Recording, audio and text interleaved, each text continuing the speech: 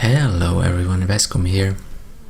Arizona Sunshine is a zombie shooter by Vertigo games. It was released last December, making it a relatively old VR title at this point, and it is also one of the most popular VR shooters to this date.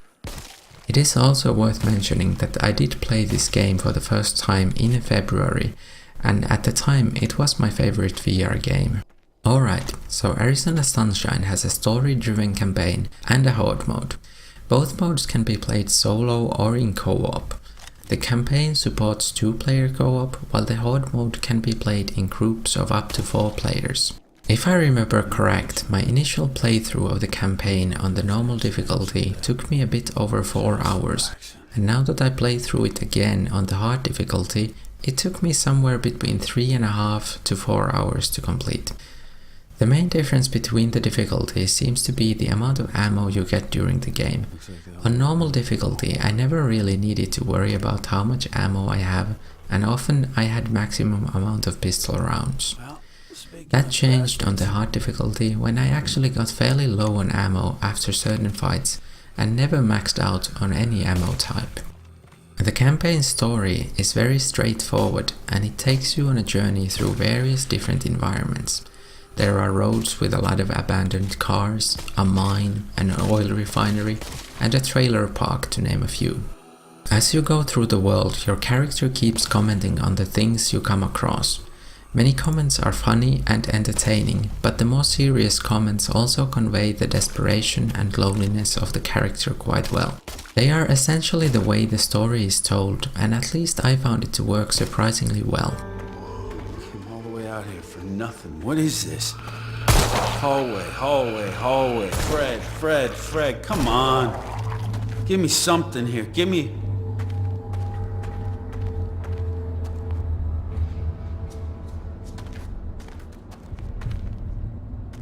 The Horde mode, on the other hand, has a relatively small area where you have certain places where you get more ammo and weapons, and then you just keep killing the hordes of enemies coming towards you from all directions. There are 3 levels for the Horde mode: the campsite, the mine, and a level called Undead Valley, where you start in a building where zombies come in through the windows, and as you play you will be able to work your way outside as well. The Horde mode has leaderboards, and they show that some people have managed to kill thousands of zombies before dying.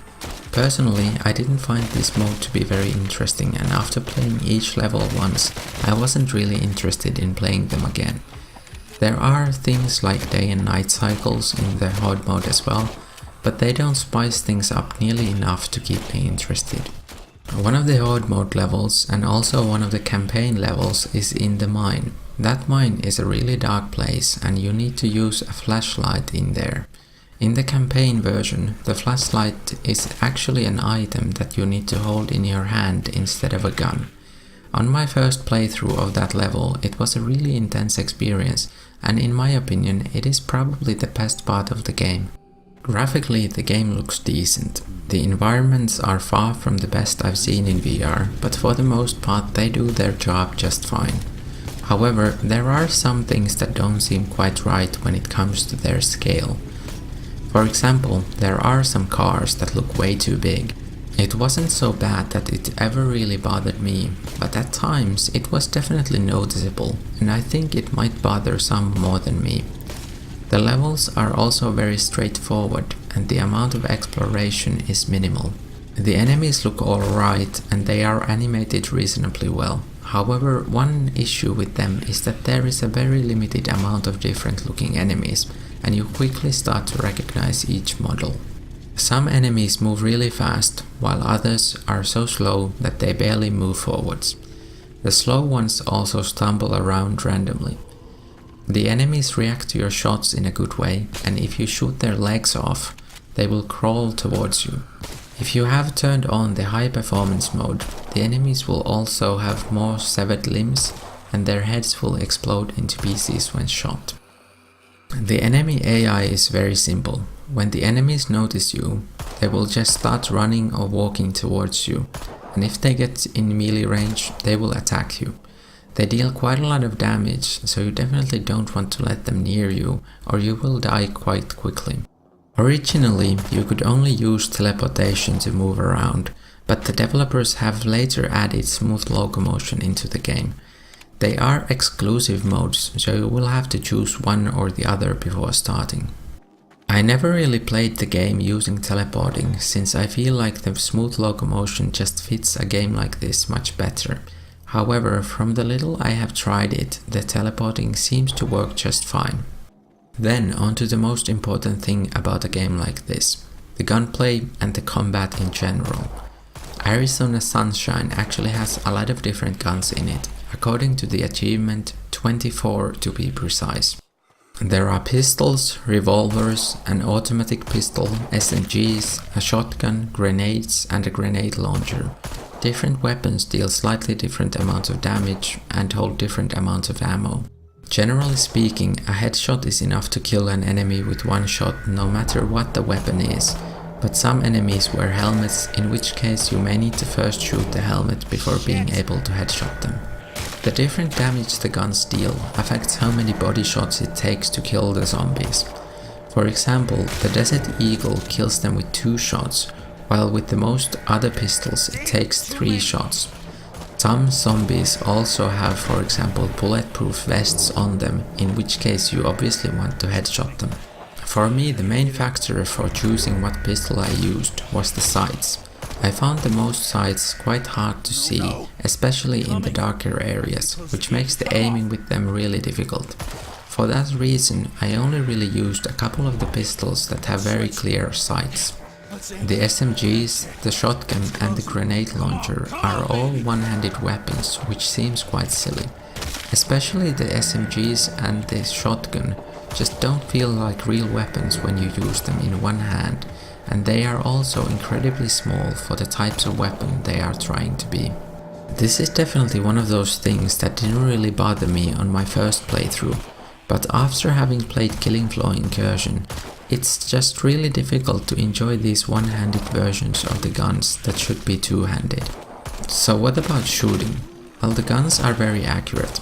Since you have limited ammo, you probably want to use the sights to aim, and in that way the aiming feels quite good and real. However, the guns lack recoil. Again, this is something that felt fine on my first playthrough in February, but now that I've played the game again, it didn't feel anywhere near as satisfying as shooting in Killing Floor Incursion or in Robo Recall. However, I think that this is something that really varies from one person to another. For me, the lack of recoil makes the guns feel a bit off, but there is a good chance that many players won't even notice it. If you get the satisfaction from being able to land accurate shots from relatively long range and have the enemies' heads explode, then there is a good chance that you may find the gunplay in Arizona Sunshine very satisfying. One unique mechanic in Arizona Sunshine is how the reloading works. You need to manually eject the old magazine by pressing a button, and then you need to bring the gun to your ammo belt, which is at your chest, to reload it. If you had any ammo left in your gun before reloading, that ammo will still be in the ejected magazine, which you then need to pick up to collect the ammo back. This brings a certain amount of realism to how you should reload, and some people will definitely enjoy that. However, personally, I'm not a huge fan of the gesture that is required for the reloading. It is kind of a mashup of realistic reloading when it comes to ejecting the ammo, and then a completely unrealistic gesture to actually insert a new magazine. Now, I've heard arguments that a gesture like this is better because the physical movement just makes it feel more real. I guess that makes sense in a way, but for me this system just feels quite contrived. It can be done way too fast and it feels very unrealistic. That's really kind of the problem with the whole idea of dual wielding guns in VR, I suppose. It's not really something that people actually do in real life very often. So why should the reloading even imitate realism in any way if you are already shooting in a rather unrealistic way?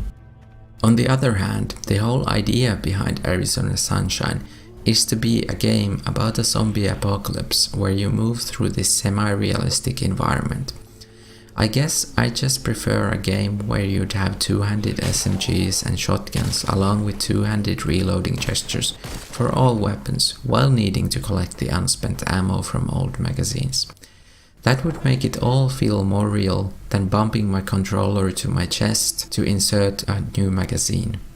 Alright, that's enough rambling about the guns. They are accurate and the iron sights are realistic, but they lack recoil and the reloading mechanic is, well, let's just say unique. What about melee then? Well, there is no melee. You can pick up a screwdriver, a hammer or an axe, but if you try to swing it at a zombie, it just goes right through them without doing anything. No wonder most people died in the zombie apocalypse when you can't fight the zombies without guns. Another thing about the combat is throwing the grenades, which feels very awkward and inconsistent. Maybe I'm just doing it wrong, but I found it very difficult to throw the grenades accurately.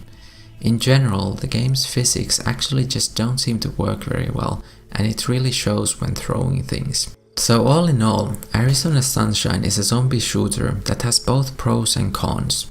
The campaign is in my opinion one of the better VR campaigns, and you can play through it in co-op with a friend. On the other hand, the guns are quite simple. They suffer especially from the lack of recoil and also from the everything is a pistol syndrome. So is Arizona Sunshine worth playing then? Yeah, at least if you like zombie shooters and want to experience a world after a zombie apocalypse. Arizona Sunshine really does do a good job at that, and it is a fun game despite the issues it has. My first playthrough of it was very soon after I bought my Rift, and at the time it was easily my favorite VR game. Since then, a lot of new great VR games have come out, and for me, Arizona Sunshine unfortunately doesn't really hold up that well when it comes to the mechanics. It is alright, but it is no longer as special as it used to be. So that does it for my review. Thank you for watching, and I'll see you in the next one. Hey, Fred, what you doing? Hanging out? Oh man, I gotta work on my jokes.